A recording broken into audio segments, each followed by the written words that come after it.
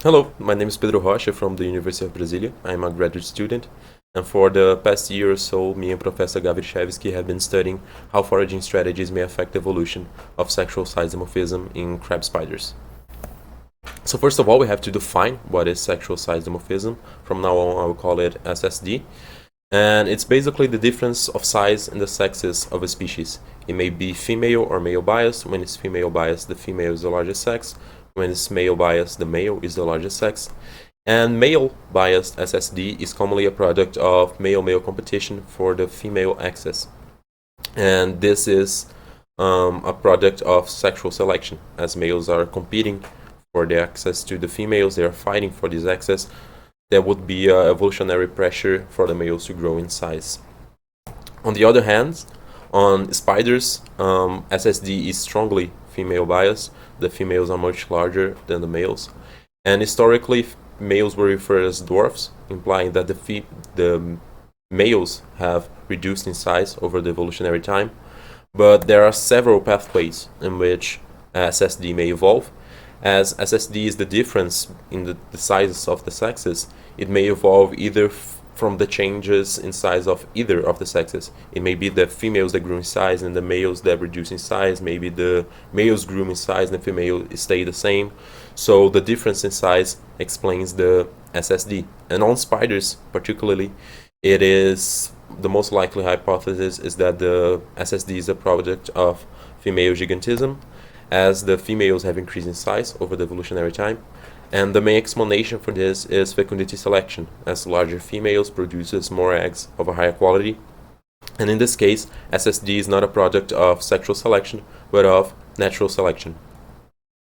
And it has already been proposed as well that foraging strategies affect SSD, but on the male's point of view, it has been proposed that active hunters differ from sit-away predators on spiders, and it's basically because they propose that when a male is searching for the female, if they are active hunters, they are more likely to die, and this would change the female to male ratio, and this would reduce the male-male competition.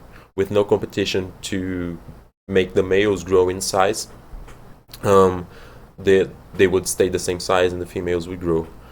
However, it has been shown that SSD didn't differ in sit-away predators from active hunters, and we have to look at foraging strategies from the female's point of view as well. It has been proposed that nutrient consumption may limit the upper range in which the females may grow. They can't grow indefinitely because they can't get enough food to sustain their bodies. And it has been shown, for example, in Trichonephila clavips, that richer diet, the individuals on richer diets are bigger as adults, both females and the males, and also that diet limitation results on longer development, higher mortality, and a smaller offspring in the case of the females. And on other groups, such as orchid mantises, has also been proposed that foraging strategies may affect SSD. Especially on orchid mantises, they have this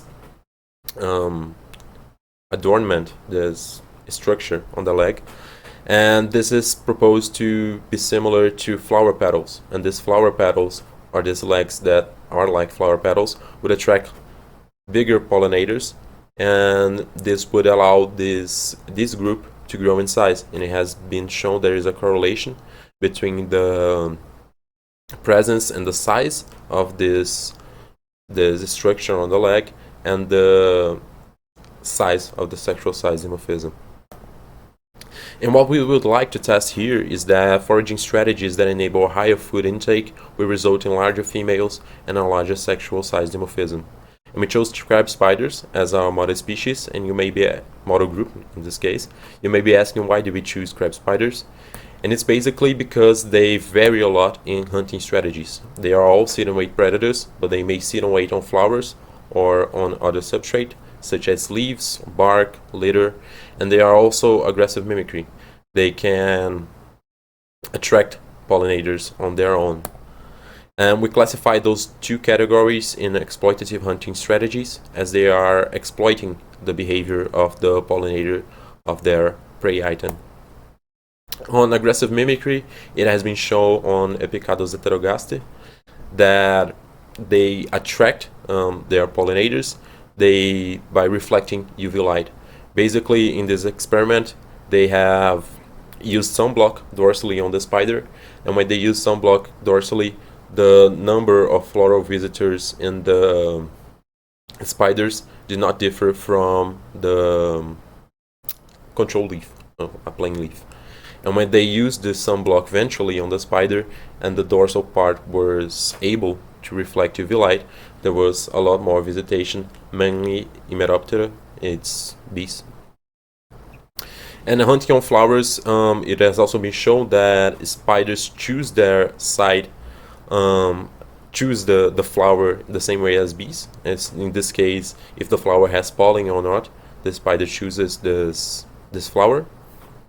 And it has also been shown that in the presence of Thomisidae spectabilis, the species, when the spider is present on the flower, they attract more pollinators as well. Here on the blue bars, we have spiders on the flowers and the percentage of flower visitation, and contrast with the yellow, which is only the flower. And this happens because this species, Thomisidae spectabilis, reflects UV light, and the flower absorbs UV light.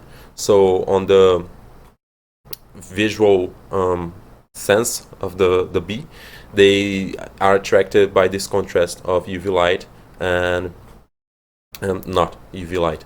And to our eyes, this species might be camouflaged on the flower. This one here is white, but they may be purple as this flower, and they would be camouflaged on this flower. But to the bees, they are like a beacon attracting the bees. And the second reason we chose crab spiders is because they vary a lot in SSD. They can be from extreme female bias. This is the Thomisidae spectabilis as well. This one is the male. And they can be a little bit male biased SSD. In our data, there are a few species that the male is slightly larger than females, but not as much. So there is a great variance in SSD. So again, our hypothesis is that exploitative hunting strategies will result in higher food intake, and this will result in larger females due to fecundity selection, and in turn this will result in a higher SSD.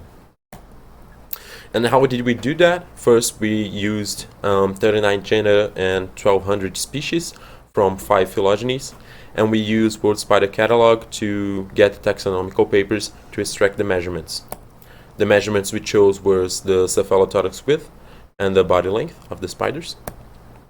We classified them on exploitative hunting strategies or not, and we used the natural history section of these taxonomical papers or other sources, other works that have investigated this.